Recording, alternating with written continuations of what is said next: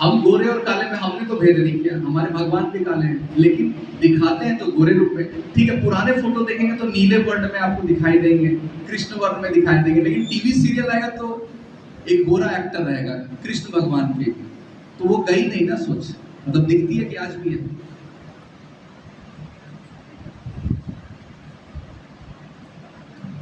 विवाह में भी होता है, कलर देखते ही हैं लोग, तो वो भारतीय सोच नहीं है ना। भारत में जब विवेकानंद गए तो उन्होंने उनके कपड़े देखकर तो लोग दूसरी तरह से जज किए, तो उन्होंने कहा कि हमारे यहाँ कपड़े देख करके नहीं सोचते कि ये जेंटलमैन और ये जेंटलमैन नहीं है, उसके विचारों से होता है कि ये जेंटलमैन है कि नहीं है। तो अभी हुआ कि कपड़े से भी जजमेंट होता है, आपको बेहतर पहन के जाना पड़ता है। अगर आप ढंग से चम्मच नहीं पकड़ पा रहे हैं, फाइन डाइनिंग जो हम बोलते हैं, तो इलीट आपको मानेगा कि ये तो पिछड़ा है, इसको कांटा पकड़ने नहीं आता है। और भारत में यही है इलीट कल्चर, मतलब क्या कि आपको उसको इमिटेट करना। ब्रिटिश जैसे टक्सीडो पहनता है, जैसे खाता है, जैसे चलता है, जैसे जोक्स मारता है, वो सारा इमिटेट करेंगे तो आप ऊपर हो गए। और रहा भारत में, अभी शशि थरूर को उन्होंने क्या काम किया है कहाँ किसी को पता होता है, उनकी इंग्लिश अच्छी है, यही इसी के लिए फेमस है वो यूएन में थे 17 साल, क्या काम किया लोगों को नहीं पता है, इंग्लिश अच्छी है इसलिए उनकी तारीफ होती है। तो उनके लिए भी एक घटा, एक व्यक्ति जो ज्ञानी है, जिसने पैक्स इंडिका नाम की बुक लिखी, ब्रिटिशर्स के बारे में जा करके उनके पार्लियामेंट में बोली कि 45 ट्रिलियन डॉलर आपने लूटा है, आप इसको एक्सेप्ट करिए पब्लिकली कि आपने भारत को बर्बाद किया, आपने कभी सॉरी तक नहीं बोला इसको लेकर के। तो शशि थरूर की ये चर्चा नहीं होती, ये होती इंग्लिश बहुत बढ़िया है इनका।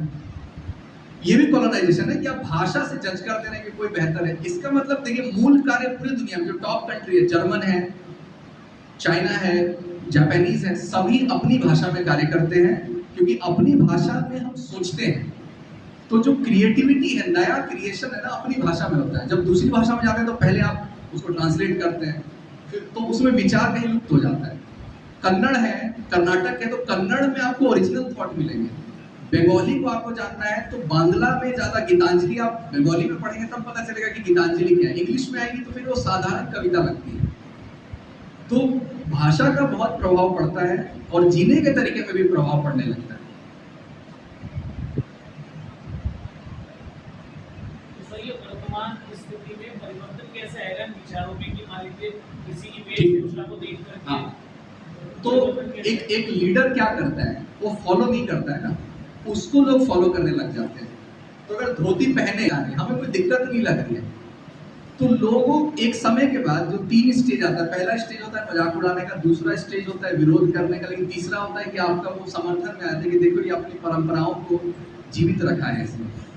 तो जब आप एक सुप्रीम कोर्ट के पुराने जजेस और लॉयर्स होते थे ना 1965-70 में, तो वो धर्मशास्त्र भी पढ़ते थे और संविधान को भी पढ़ते थे, तो वो भारतीय समस्याओं को ज्यादा बेहतर रिप्रेजेंट करते थे और सॉल्व कर पाते थे। वो त्रिपुंड लेके भी कोर्ट में जाते थे। तो एक असली में जो ज्ञानी व्यक्ति है उसको फर्क नहीं पड़ता कि बाकी व्यक्ति क्या कह रहा है उसकी, एक आम व्यक्ति को जरूर फर्क पड़ता है। तो जिस लेवल पे जो अपना सकता है, कोई भोजन पे कम से कम भारतीय हो सकता है, कोई वस्त्रों पे हो सकता है, कोई विचारों में हो सकता है, कोई पुस्तकों में हो सकता है, तो जिस भी स्तर पे हम कर सकते हैं उसे हमें करना चाहिए।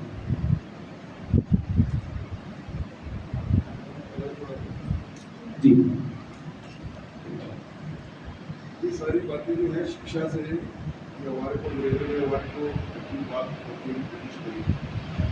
क्या कारण है जो अगर आज आप देखें सारी दुनिया में केवल हमारा जो भारतवर्ष है, पाकिस्तान है, बांग्लादेश और ये वाला जो एरिया है कॉन्टिनेंट का, केवल इसी में सिविक सेंस जो है उसकी कमी है। बाकी पूरी दुनिया में चाहे वो वादी हो क्योंकि अभी पिछड़ा हुआ है, और चाहे वो यूएस है, चाहे वो ये यूरोप है, इन सब में सिविक सेंस की बहुत ज़्यादा रहती है। ये क्या कारण है कि इतना कुछ हमारे दिमाग में होने के बाद भी हम ये वाला पार्ट जो है वो नहीं कर पाए, और आज इसकी जो है तो जैसे योग विषय है, तो योग हमें क्या लगता है कि ये हेल्थ के लिए है, योग स्ट्रेस मैनेजमेंट के लिए है, शरीर के स्वास्थ्य के लिए है। ये बाहर की कोई चीज नहीं है। योग में जो 2 पहला है, यम और नियम, उसमें नियम पहला ही है शौच। वो ये कहता है कि घर में अगर सामान बिखरे पड़े या बाहर बिखरे पड़े तो उसका मन पे प्रभाव पड़ता है।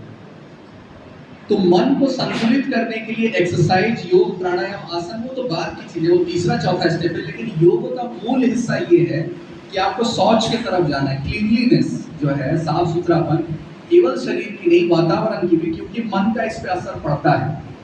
तो योग सिद्धांत के रूप में हमारे जीवन का हिस्सा नहीं। सबसे पहली बात मतलब भारतीय में सिविक सेंस इसलिए नहीं है कि हम ये कह रहे हैं कि हमारी जो अपनी विचारधाराएं हैं उसके अनुसार हमारा जीवन नहीं है। धर्म आचरण में नहीं है।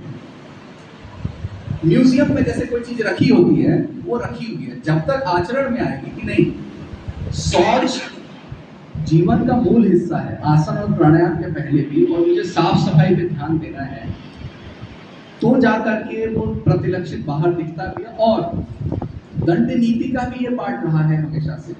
अभी फाइन का कल्चर भारत में नहीं रहा, अभी बंगाल में पहली बार इंट्रोड्यूस किया जा रहा है। मान लीजिए कि यहाँ हमने फेंका तो क्या होता है कि जब स्वशासित जनता नहीं होती, लोग जब सिविलाइज नहीं होते अंदर से, तो बाहर से कानून होने चाहिए उसी चीज के लिए, जब तक वो स्वयं से स्वशासित ना हो जाए।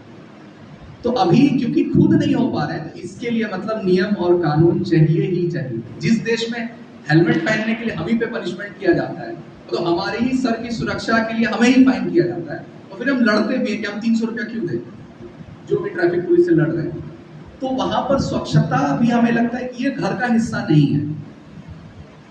तो विचार में ब्रह्म हो सकता है, वसुधैव कुटुंबकम हो सकता है, लेकिन वो व्यवहार में नहीं है कि ये भी मेरे परिवार का हिस्सा, ये भी क्षेत्र जो है हमारे क्षेत्र का हिस्सा है। तो आचरण में, और वो कहाँ से आती है, अपब्रिंगिंग से आती है। मतलब बचपन में रोका टोका जब होता है, जैसे पैर धोने के लिए जो बार बार बच्चे को सिखाया जाता है कि बाथरूम से आए तो हाथ को थोड़े, तो ये विद्यालय में नहीं होता। हमारे जो अपब्रिंगिंग, हमारा जो पालन पोषण है, उसी समय संस्कार का जो निर्माण होता है वो रोक टोक से और रुकावट से और पनिशमेंट से होता है। प्रेम से बोल के आप नहीं करा सकते। आप देखिएगा कई संत महात्मा वो डांट के, जब असली में कार्य कराना था तो डांट के बोलते हैं, समझाते नहीं है। तो कोई चीज भय के बिना संभव नहीं है, उसको सेंस के रूप में ना लें कि आ जाएगी किसी दिन। नहीं, या तो कानून बनाए, या परिवार में यदि हमें अब ये समझ आ गई है कि अब हम गंदे रह रहे हैं, तो हम तो हमसे अपने बच्चों को बताना प्रारंभ करें, या हम स्वयं बदलना स्टार्ट किए, बदलाव होने मिल सकता है। हमको लगता है गवर्नमेंट बिल्डिंग्स में पान के थूकना बंद हो गया। पहले तो पूरे लाल होते थे बिल्डिंग्स। एक सेंस तो आया कम से कम कि हमें परिसर को गंदा नहीं करना है, दीवार को नहीं गंदा करना है। जो वे डस्टबिन है, कोई ठेले वाले के पास भी जाना तो डस्टबिन में फेंकते हैं। तो हमको लगता है कि फेज मैनर में कुछ कुछ बदलाव आ रहे हैं, धीरे धीरे वो और ऊपर तक जाएंगे। सर आपका कहना ये है, राजनीतिक आजादी हम लोगों को 1947 में मिली, और भय के इस वर्तमान वातावरण में अगर कोई कार्य कराना चाह रहा है तो भय के अनुसार कराएगा। मान लीजिए एक आम आदमी है और उसके किसी कैंडिडेट का स्वास्थ्य एकदम अचानक से खराब हो जाता है, और वो आपने जैसे धर्म को, पेशे से धर्म को जोड़ा कि अगर शिक्षक का कोई कार्य है वो अपने धर्म परायण होकर के बच्चों को उस चीज को सिखाए। एक आम आदमी अपने पेशेंट को लेकर के डॉक्टर की तरफ भागता है, उसके पहनावे को देख करके और उसकी कंडीशन को देख करके गेट भी नहीं खोला जाता है। तो यानी कि हम लोग बहुत पीछे हैं, और अभी हमें उस तक जाने के लिए बहुत आगे समय चाहिए। कई डॉक्टर्स होते हैं संडे को शिविर लगाते हैं कि 100 रुपए 10 रुपए फ्री में लगाते हैं। तो वो भारतीय मानसिकता में वो आ गए कि जितना कमाना है वो तो कमा ही रहे हैं, तो सेवा का भी एक समय है ना। तो दान पेटी में करेंगे, वो एक रिचुअल है, प्रैक्टिस है कि मंदिर गए तो हम दान पेटी में गए। लेकिन वो परंपरा थी क्यों, कि देने का प्रवृत्ति आपके अंदर बढ़े, केवल लेने का नहीं। तो एक शिविर भी अगर लगा रहे हैं तो वो व्यक्ति धार्मिक है, उस समय वो किसी को मना नहीं करता।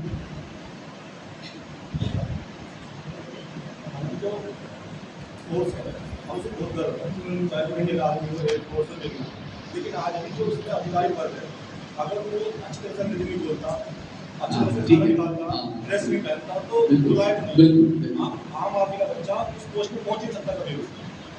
बल्कि एक लेयर है, आर्मी में भी लेयर होता है। तो जो भी देखेगा 47 के पहले के संस्थान है, 47 के बाद के संस्थान कौन कौन से? बैंक, PSU, भेल हो गई, इंडियन ऑयल हो गई, ONGC हो गई, ये सब 47 के बाद बने हैं, ठीक है। 47 के पहले 3-4 ऑर्गेनाइजेशन है, मान लीजिए रेलवे, आपके आईएएस, जो इंपेरियल एडमिनिस्ट्रेटिव सर्विस थी उसको इंडियन बस अपने शब्द का अंतर कर दिया, लेकिन उनके बॉस वही थे, वो उसी जूनियर बनते गए ना। सरदार वल्लभ भाई पटेल ने क्या किया, उस व्यवस्था को नहीं हटाया, उसके जूनियर भी भारतीय बस बन गए, लेकिन सीखा किससे, सीनियर से। तो रेलवे में भी, भोजन में आज भी कि एक साथ बैठ के खा नहीं सकते, मतलब वो मेंटेन करते हैं हायरार्की जो है। जो कास्टा वर्ड है ना, वो पुर्तगाल से आया है। बेसिकली क्रिश्चियनिटी में कास्टिज्म चरम पे रहा है कि हमको हमेशा मेंटेन करना है, इसको इन्होंने वर्ल्ड व्यवस्था पे थोपा। लेकिन जहां जहां इनकी संस्थान है, जो आपने कहा आर्मी, तो आर्मी को पूरी ट्रेन किसने की, ब्रिटिश आर्मी। अब देखिए वो इतने समझदार है कि आपका सेंसस करके वो ये बताते हैं कि हरियाणा का अगर रेजिमेंट बनाना है या गोरखा का बनाना है तो ये 8 पराठे खाएगा तभी लड़ेगा। ये वहां तक आपको समझने का प्रयास करते हैं, ये इस वॉर क्राई को बोलेगा तभी लड़ेगा। तो ये उन्होंने मेंटेन रखा, और वो क्योंकि कॉलोनियल इंस्टीट्यूशन है तो मेंटेन रहेगी जब तक उसमें जो ऑर्गेनाइजेशनल स्ट्रक्चर है वो पूरा का पूरा ना चेंज हो। जो प्रयास किया गया था तीनों का, जिसमें हेलीकॉप्टर का हादसा हो गया, आप देखिएगा वो चेंज होने को था। तो आईएएस में भी ये, बल्कि आप देखिएगा एक अधिकारी वो उस एक देखिएगा काम करने का तरीका क्या है। सरकारी विभाग जब जाएंगे भारत सरकार का, इसमें तो 2 तरीका होता है। एक होता है कि स्लो, कोई काम 1 महीने 2 महीने 1 साल 2 साल बाद धीरे धीरे फाइल मूव करेंगे। लेकिन दूसरा तरीका होता है ह्यूमिलिएट करना, बेइज्जत करना। सामने जूनियर को बुलाया और सबके सामने इतना फटकारा, फिर जाकर के उसने मान लीजिए काम किया। तो ये तरीका कहाँ से आया, एक इंसान को ह्यूमिलिएट करना है, बेइज्जत करना है, सब ये ब्रिटिश तरीका है। यही कॉलोनियल माइंडसेट है ना। आप समझा नहीं पा रहे हैं तो आप उसको देखिए, डांटा जा सकता है 1 to 1, कमरे में आप डांट सकते हैं, क्रिटिसाइज, लेकिन सबके सामने जो ह्यूमिलिएट किया जाता है, नीचा दिखाया जाता है, तो वो जितने भी पुराने इंस्टीट्यूशंस होंगे ना उसमें ये है। रेलवे में भी है, ब्यूरोक्रेसी में भी है और आर्मी में भी है। इसलिए एक लेयर है, जैसे पुलिस में जैसे चौकीदार होता है, आर्मी में भी ऑफिसर ग्रेड है, एक लेयर है बीच में, और फिर जो फुट ग्राउंड पे जो लड़ रहे हैं, ताकि ये इसकी बात ये बीच वाला बताए, फिर इसकी बात को फिर ये इंग्लिश में समझाएगा, फिर इंग्लिश वाला इसको समझाएगा, फिर ये हिंदी में इस बात को बताएगा। तो इन्होंने वहां मेंटेन रखा है। तो ये पहले पता तो चले कि ये प्रॉब्लम है, मतलब अवेयरनेस एक बार आएगी कि ये समस्या है, तभी तो समाधान होगा। ये अगर ऐसे ही चलता है, ये सिस्टम है तो वो चलता रहता है।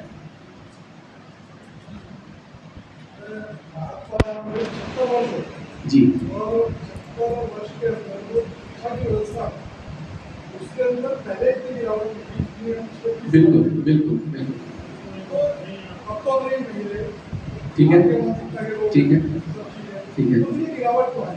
अभी आपने ना डाटा बताया, तो जैसा आपने कहा कि हमारा फ्यूचर है, तो यदि अब से 20-25 साल 30 साल में रहो तो डाटा का इतना वो नहीं था, और ये पिछले 7-8 साल के अंदर 10 साल के अंदर डाटा बदल, ठीक है। तो हम कहते हैं कि जो हमारी सरकार, जो भारतीय वाली सरकार आई थी, कांग्रेस को कहते थे अंग्रेजों की सरकार, तो इसने क्या किया, इसमें तो उससे भी अगर खराब, ठीक है।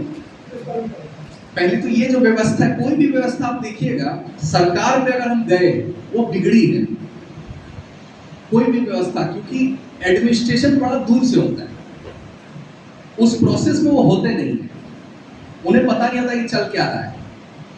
तो यूएस में मैंने देखा कि वहाँ अगर कोई कॉलेज नहीं जा पाता, स्कूल नहीं जा पाता फीस की वजह से, तो वहाँ एक कम्युनिटी एजुकेशन का एक कॉन्सेप्ट है कि शिक्षा जो है वो समाज का कार्य है। जैसे ही गवर्नमेंट पे गई ना, तो गवर्नमेंट के तरीके से वो ढल गई। मैं आपको अगर एक आइडिया दूं, एक बहुत पिछड़ा गांव है मान लीजिए, ठीक है, वहां पर स्कूल भी नहीं है, केंद्र भी नहीं है, तो बिल्डिंग से शिक्षा आती थी या पेड़ के नीचे भी पढ़ाने से शिक्षा आ जाती थी, पेड़ के नीचे पढ़ाने से।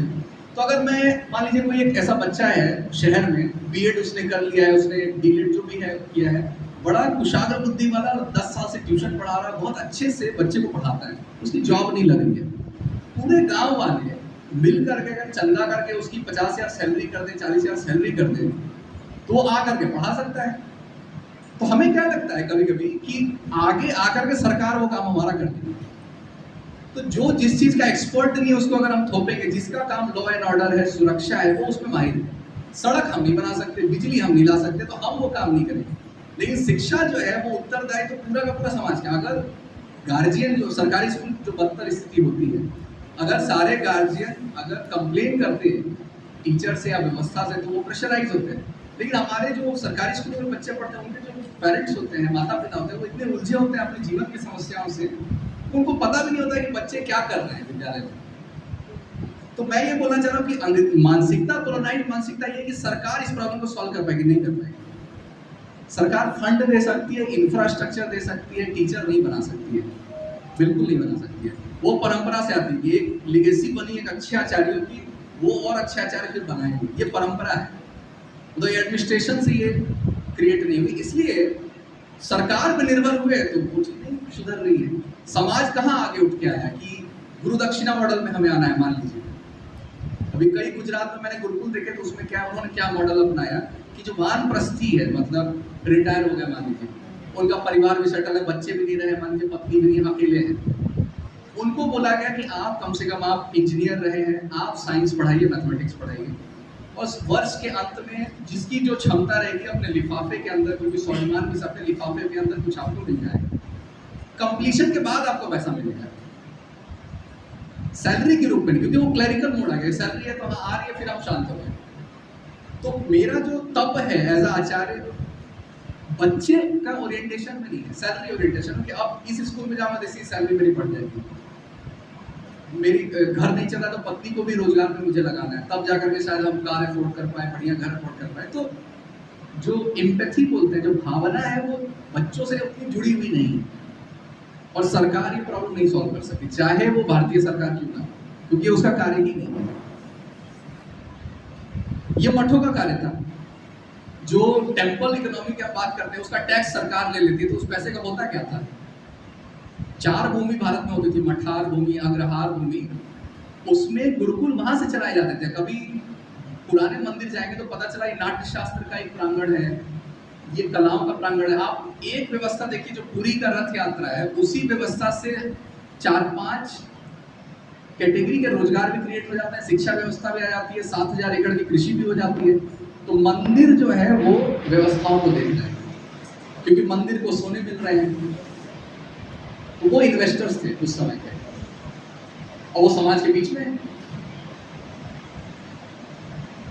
तो वो आस्था के केवल केंद्र, ये भी कॉलोनाइज्ड माइंड है कि वो, क्योंकि चर्च आस्था का केंद्र, ये भी आस्था का केंद्र है। हमें मानना है, हमारे जीवन में कोई समस्या है तो हमें रोना है उनके सामने, या विश्वास चाहिए आगे बढ़ने के लिए, तो वो केवल केंद्र नहीं था मंदिर।